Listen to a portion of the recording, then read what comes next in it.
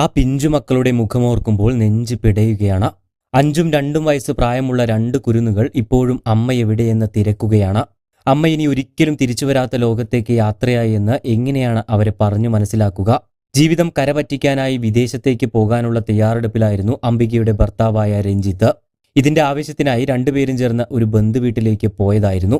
എന്നാൽ തിരിച്ച് തങ്ങളെ കാത്തിരിക്കുന്ന ആ പിഞ്ചുമക്കളുടെ അടുത്തേക്കുള്ള യാത്രക്കിടെ ഒരു നരാധമന്റെ അശ്രദ്ധയിൽ ഒന്നും അറിയാതെ ഞെരിഞ്ഞമർന്ന് അംബികയുടെ ജീവിതം അവസാനിച്ചു. ആ കുരുന്നുകളുടെ കാര്യം ആലോചിക്കുമ്പോൾ മനസ്സ് മരവിച്ചു പോവുകയാണ്.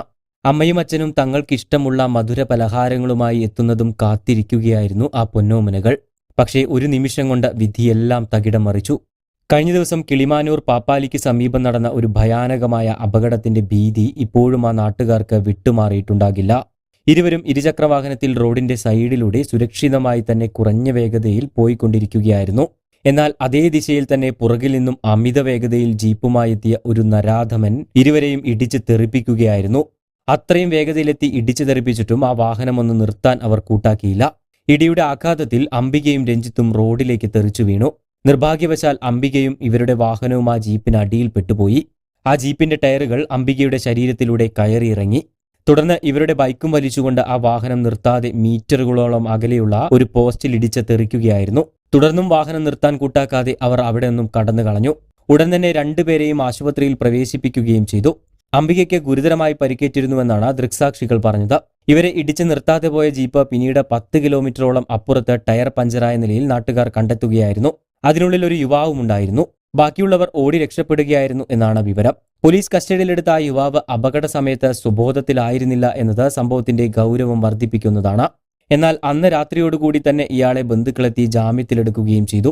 രക്ഷപ്പെട്ട ബാക്കിയുള്ളവരെ കണ്ടെത്താനും പോലീസിന് ഇതുവരെയും കഴിഞ്ഞിട്ടില്ല.